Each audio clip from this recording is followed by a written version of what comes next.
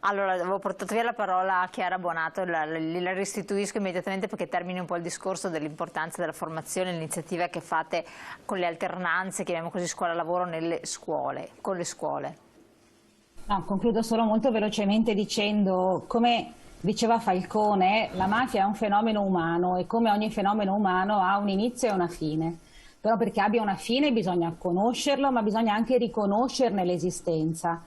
Uno dei grandi ritardi nella lotta alla mafia è stato che fino agli anni '80 si diceva che la mafia non esisteva, anche le cariche più alte dello Stato dicevano che la mafia non esisteva.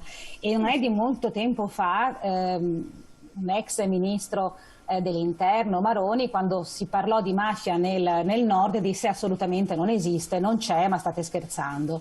E questo favorisce, inconsapevolmente, non metto in dubbio, ma favorisce il radicamento mafioso nel territorio, la non conoscenza, la non consapevolezza.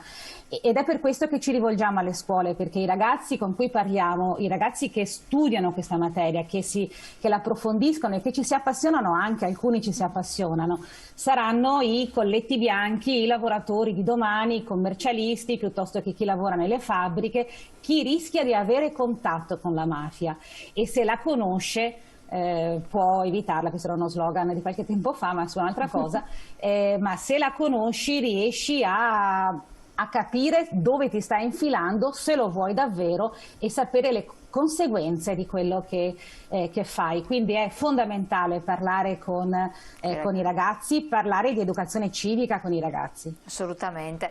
Un po' per completare il discorso, Rosanna Bettella, ci sono altre due slide interessanti, 2 o 3 anzi. Veneto, si parla nel Veneto i beni immobili confiscati e anche cosa sono stati destinati. Se la vediamo un po' insieme così possiamo sì, non c'è scritto dove sono collocati, però insomma fanno capire il tipo di immobile. Abbiamo appartamenti in condominio, sono ben 115 per esempio, i garage, le autorimesse, i posti auto 79, insomma sono numeri belli tosti, importanti. Sì, allora i beni confiscati intanto è una intuizione davvero molto importante, che con la legge Pio La Torre, in cui si riconosce la criminalità mafiosa, diciamo, no, il reato di mafia, ma anche si procede con la confisca dei beni. E come dicevo prima, se la mafia ha come obiettivo quello di accumulare ricchezze, se gli tocchi la ricchezza, no? E quindi i beni immobili, le aziende e tutto ciò che ha accumulato, la ferisci, insomma la ferisci a fondo. E i numeri che abbiamo anche qua nel nostro territorio vediamo che sono circa... in totale sono 286 beni confiscati. Poi vediamo la slide successiva che ma parla delle tipologie. Ma quelli sono quelli destinati, mi sembra, 286, no? Beni immobili confiscati in gestione e destinati. Allora, perché ci sono le due distinzioni. Abbiamo un'agenzia nazionale per i beni confiscati e sequestrati che ha appunto in gestione e poi destina i beni che vengono quasi sempre, per la maggior parte, destinati ai comuni, agli enti pubblici, i quali a loro volta o li utilizzano a scopi intanto l'utilizzo deve essere a scopi sociali, diciamo, no? Allora, o li utilizza direttamente o li dà ad associazioni che si occupano e che operano nell'ambiente sociale, insomma.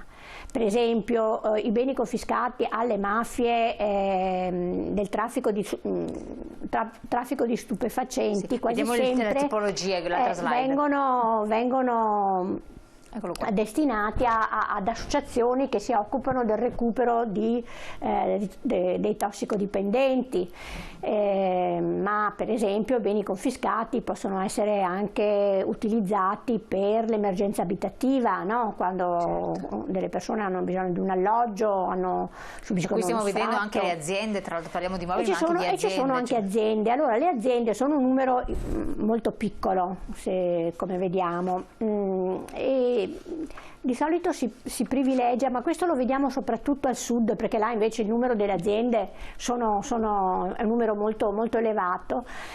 Secondo noi è un bene quando viene dato agli stessi lavoratori che vi lavoravano, che in forma cooperativa si mettono insieme per continuare un'attività, in questo caso legale, non più illegale, no? E quindi anche per i lavoratori è una forma un po' di riscatto e anche di uscire da quell'ambiente, no, di illegalità. Consente loro di continuare a lavorare. Certo. Per vedere anche il numero, ecco, leggiamo un altro messaggio. Ai politici che sostengono che la mafia non esiste, prima mi domando il perché di questa loro affermazione, poi faccio partire una bella indagine, non si sa mai che lo dica per alcuni interessi.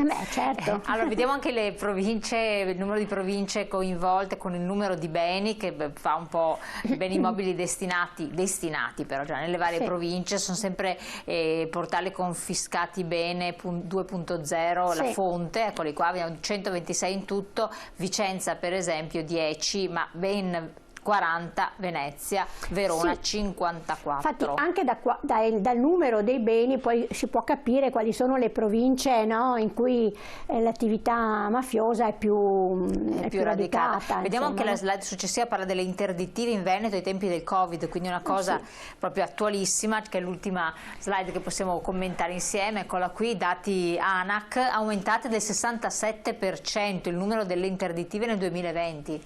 Certo, perché con la storia con la scusa insomma dell'emergenza sanitaria sono anche aumentate certe attività, no, connesse alla sanità e dove girano soldi, appunto, lo ripeto, dove girano soldi la mafia è in agguato e quindi bisogna stare davvero molto attenti. Le interdittive le emette la prefettura facendo delle indagini rispetto a chi è quell'azienda che, o quella nuova che si mette sul mercato, che offre sono tutti comportamenti attività, sospetti, eccetera.